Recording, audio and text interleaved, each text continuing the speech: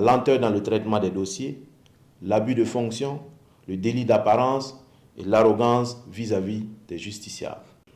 Revenons au cas des agents de douane dont le dossier a été introduit au cabinet du juge d'instruction du pôle ECOFI, en dépit des preuves évidentes versées au dossier, des aveux par reconnaissance par les mises en cause et de la concordance des témoignages, à la surprise générale, un non-lieu sera prononcé par le juge d'instruction en juillet 2024. Ce qui soulève une interrogation majeure sur la bonne foi et la probité des juges ayant connu et traité le dit dossier. Insatisfait de cette décision,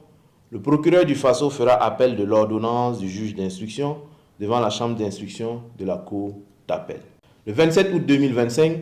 la chambre d'instruction, juridiction supérieure de contrôle, échouera à corriger la première décision malgré le caractère manifestement probant des éléments du dossier. Elle valide un raisonnement qui fait abstraction d'une part de la matérialité de l'infraction, remise et récupération de l'argent,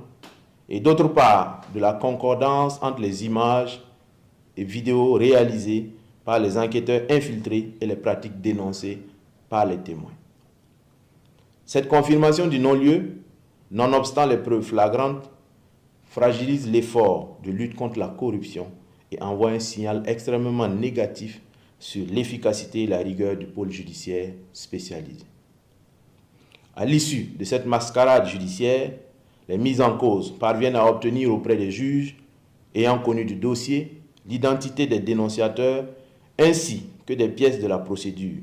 éléments normalement protégés pour garantir l'anonymat et la sécurité de tout dénonciateur. Non content de violer un principe sacré du droit, à savoir la protection de l'identité du dénonciateur,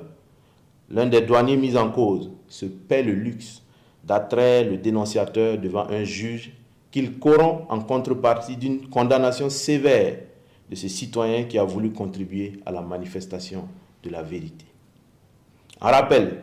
la divulgation de l'identité des dénonciateurs faite en violation de la réglementation en vigueur est une faute grave qui met en danger le citoyen et compromet l'ensemble des mécanismes de dénonciation.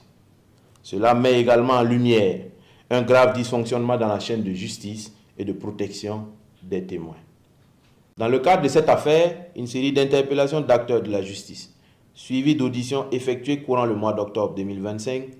a révélé un vaste réseau d'agents indélicats à la cour d'appel de Ouagadougou. 10 magistrats, dont un président de chambre, un procureur général, un substitut général, un procureur du Faso, un juge d'instruction,